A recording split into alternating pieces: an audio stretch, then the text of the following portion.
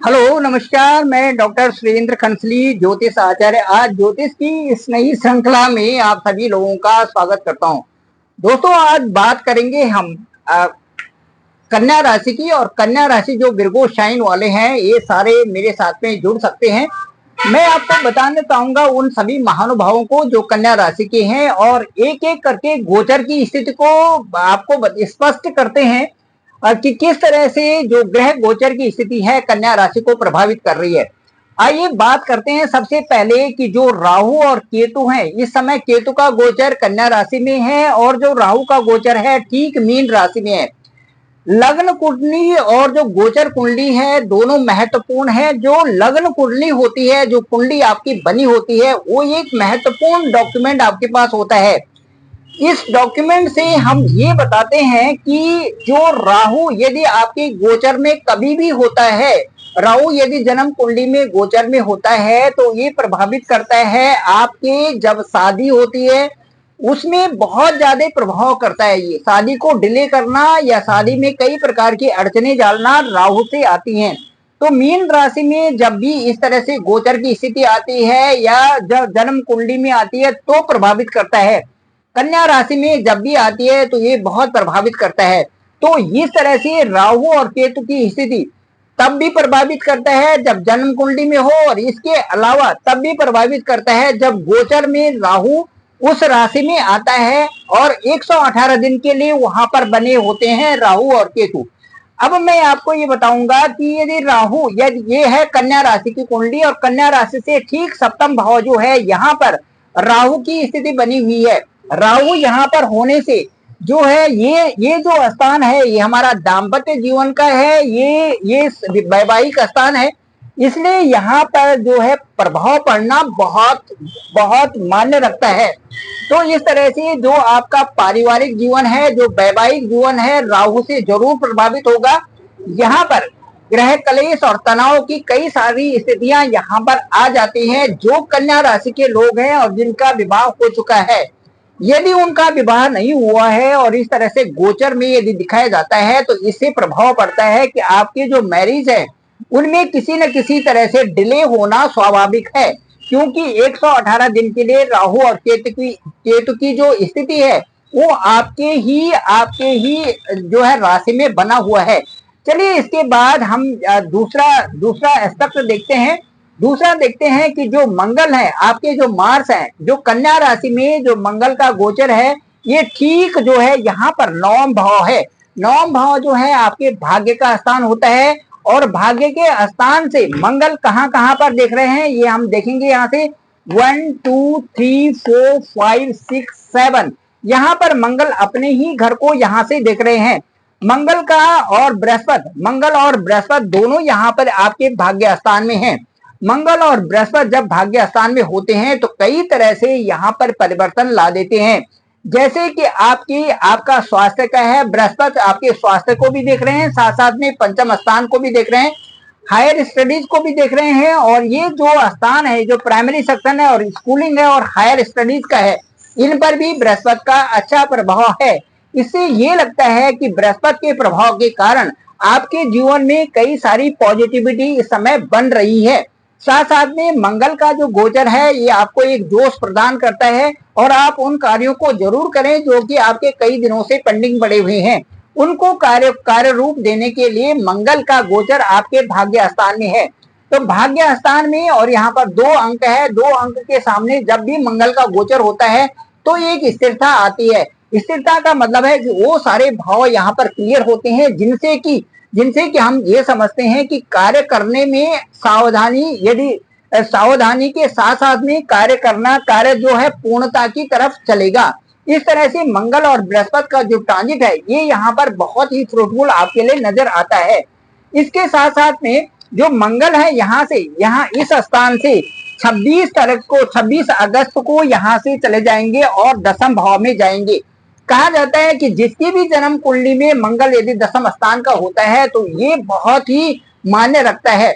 ऐसे बच्चे जिनका दशम स्थान में मंगल होता है, ये अपने फोर्स में, डिफेंस में, पुलिस सर्विस में और जो ऐसे रिस्क वाली सर्विसेज होते हैं उनमें जाना पसंद करते हैं जिनका मंगल दशम का होता है। इस तरह से मैं ये कहूंगा कि मंगल 26 अगस्त को यहाँ पर आ जाएंगे, वो एक राजा के समान आपका स्वाभिमान भी बढ़ाएंगे, साथ साथ में आपको विजय की तरफ विनर बनाएंगे। और मैं ये कह सकता हूँ कि स्वाभिमान आपको मिलेगा, पराक्रम आपको मिलेगा, और उसका प्रभाव जो है सामने वालों पर उसका प्रभाव दिखाया जाएगा। तो पराजय की स्थिति सामने वाले की होने वाली है। और आप सबसे बड़ी बात है कि जन्माष्टमी को जब 26 अगस्त को यहाँ पर मंगल का गोचर होगा, तो मंगल का गोचर ठीक 45 डेज के लिए यहाँ पर होगा, जो कि आपकी राशि वालों के लिए एक सुबुद्ध प्रदान करने वाला है और बहुत अच्छा गोचर ये माना जाएगा। जो दशम स्थान का गोचर होगा 26 अगस्त से, और इसके बाद 45 दिन के लिए ये गोचर यहाँ पर आपका आपके साथ में यहाँ पर दिखाई देगा, जो कि कन्या राशि वालों के लिए कई कार्यों को निपटाने के लिए सहायक होगा। अब इसके बाद हम बात करते हैं, यदि बृहस्पति की बात करते हैं, तो 1, 5, 9 का ये जो त्रिकोण है, ये बृहस्पति ने अपना बहुत अच्छा आपका संपुट बना दिया है। इससे मुझे ये लगता है कि ये जो समीकरण है 1, 5, 9 का जो त्रिकोण है, उससे आपका स्वास्थ्य के लिए भी ठीक है, दूसरा हायर स्टडी के लिए, और आपके भाग्य के लिए, भाग्य के उदय करने के लिए यहाँ पर जो बृहस्पति का गोचर है ये बहुत अच्छा है। और मई तक जो है आपके राशि वालों को काफी प्रोटेक्शन बृहस्पति से मिल रही है। कहा भी जाता है कि जो बृहस्पति है जब भी भाग्य स्थान में गोचर करते हैं तो इनकी जो दृष्टि होती है वो अमृत के समान होती है। 1, 2, 3, 4, 5 ये नेक्टर दे रहे हैं आपके आपके जो है आपके स्वास्थ्य को। 6, 7 आपका पराक्रम भी संबंधी जो वहां पर जो एक अच्छी सी एक तालमेल बिछाए हुए हैं। और उसके बाद 8, 9 और उसके बाद यहाँ पर जो पंचम स्थान है, तो बृहस्पति का गोचर और मंगल का गोचर इस समय कन्या राशि वालों के लिए एक प्रमुख भूमिका निभा रहा है। उसके बाद चलते हैं हम सूर्य को। सूर्य आपके ठीक इस समय जो है बैठे हुए हैं लाभ स्थान में। ये इनकम सोर्स आपकी जो है ये बढ़ाने पर लगे हुए हैं। और मुझे लगता है यहाँ पर 16 अगस्त तक, जब तक यहाँ पर सूर्य रहेंगे, 16 अगस्त तक आपका संचित धन भी जो आपका बैंकिंग में है वो भी बढ़ रहा है। और साथ साथ में आपको कई सोर्सेस से पैसे मिलने की आशंका इस समय बन रही है। जो कन्या राशि वाले हैं उनके लिए मैं कहूंगा। दूसरी जो महत्वपूर्ण चीज है, आपकी जो रेपुटेशन है वो बढ़ रही है, आपके रिश्तेदार में, आपके समाज में, आपके कार्यालय में, और आपके जो लोग हैं उनमें आपकी रेपुटेशन बढ़ रही है। तरक्की और प्रमोशन के काफी चांसेस आपके इस समय दिखाई दे रहे हैं। तो ये मैं कहूंगा कि कन्या राशि के लिए जो सूर्य का गोचर है 16 अगस्त तक बहुत अच्छा है। उसके बाद 16 अगस्त के बाद ये 12वें स्थान पर सूर्य चले जाएंगे। तो जब यहाँ पर कोई भी ग्रह चला जाता है या सूर्य का जब भी 12वें स्थान पे गोचर होता है, ये अच्छा नहीं माना जाता। इसके लिए ये कहा जाता है कि सूर्य का गोचर जब इस स्थान में होता है तो कई प्रकार के जो है दुखदायी परिणाम उसमें होते हैं। लेकिन फिर भी मैं ये कहूंगा कि यहाँ पर 5 अंक है और सूर्य अपनी राशि में यहाँ पर गोचर कर रहे हैं, तो ये आपके लिए उतना दुखदायी नहीं होगा। फिर भी मैं ये कहूंगा कि जैसे जैसे पैरों में दर्द है, पैरों के जो उंगलियां हैं उनमें दर्द होना, आंखों में दर्द होना, चिंतन होना, यात्राएं आपकी होना, इस तरह से यहाँ से सूर्य आपके लिए दिखा रहा है। दूसरा ये खर्चे का स्थान है, तो मुझे लगता है कि यहाँ पर आपके कुछ खर्चे भी होंगे, थोड़ी अशांति और थोड़ी परेशानी आपको हो सकती है। इसलिए मेडिटेशन करें और अपने को ठीक रखें तो ज्यादा अच्छा रहेगा।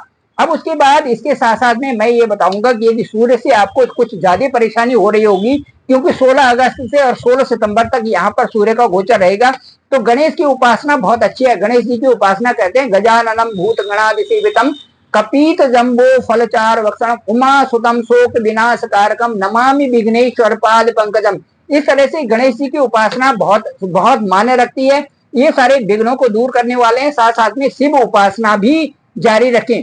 अब इसके बाद मैं आपको ये बताता हूँ कि जो मंगल की दृष्टि है वो यहाँ से यहाँ पर पड़ रही 1, 2, 3, 4, 5, 6, 7, 8।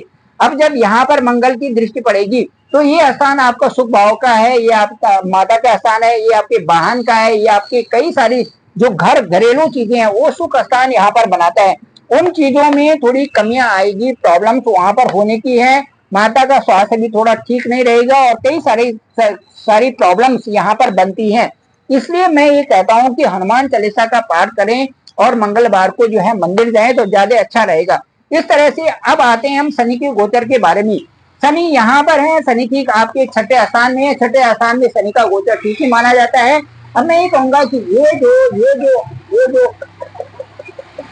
जो स्थान है ये जो स्थान है, ये जो स्थान है, ये छठा स्थान है। ये यहाँ पर ऋण, रोग और शत्रु होते हैं। ऋण, रोग और शत्रु का मतलब है कि कई सारी चीजों में आपके लिए अच्छा है शनि का गोचर। यहाँ पर शनि भी बकरी हो रहे हैं 18/8 से, और उसके 18/8 से इसमें बकरी तो है। यहाँ पर 18/8 के बाद जो एक ऐसी स्थिति रहेगी, शनि का प्रभाव जो है आपके पंचम स्थान में 50% रिजल्ट और 50% रिजल्ट इसके हैं। उसके बाद मैं ये बताऊंगा कि जो शनि का बकरी होना है यहाँ पर, उसमें सबसे अच्छी बात है कि वो 18/8 से एक ऐसे नक्षत्र में जा रहे हैं जो कि बृहस्पति का नक्षत्र है। ये बृहस्पति का नक्षत्र आपके लिए शनि के साथ में एक वरदान साबित होगा, एक गुण है जो कि आपको कई प्रकार से कन्या राशि वालों को राहत दे रहा है। दूसरा जो है, इसकी राहत जो है आपकी जो वैवाहिक जीवन है और उसके साथ साथ में चतुर्थ स्थान, इन दोनों के भी जो कारक हैं, कारक तत्व हैं यहाँ, और यहाँ कारक हैं जो वो बृहस्पति हैं। तो इसलिए मैं बताऊंगा, क्योंकि इनका बृहस्पति के नक्षत्र में जाएंगे, इसलिए काफी कुछ अच्छा शुभ फल प्रदान करने वाला है।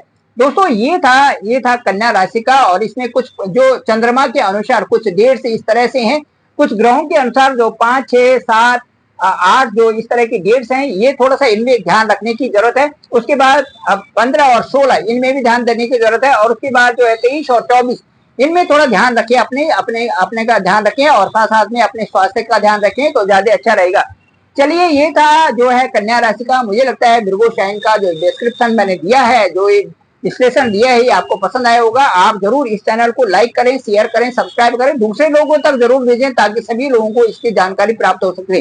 मेरा डिस्क्रिप्शन पे नंबर है 9868280191। आप मुझे कॉल भी कर सकते हैं, और अपनी हॉरोस्कोप, जो बहुत नीडी लोग हैं, अपने हॉरोस्कोप को भेज सकते हैं। साथ साथ में अपनी date of birth, place of birth और टाइम ये जरूर भेजें, ताकि हम उनसे बता सकें कि आपकी जन्म कुंडली में कहां पर किस ग्रह की स्थिति बनी हुई है, अब ग्रह गोचर में क्या है और कैसे परिणाम दे रहे हैं। उन सब का विश्लेषण करके, एक रिसर्च करके, एक स्टडी 4-5 लाइन की आपको भेजी जाएगी। मुझे लगता है कि वो आपको पसंद भी आएगा। Thank you very much. आप सभी लोगों का धन्यवाद, आप सभी लोगों का आभार।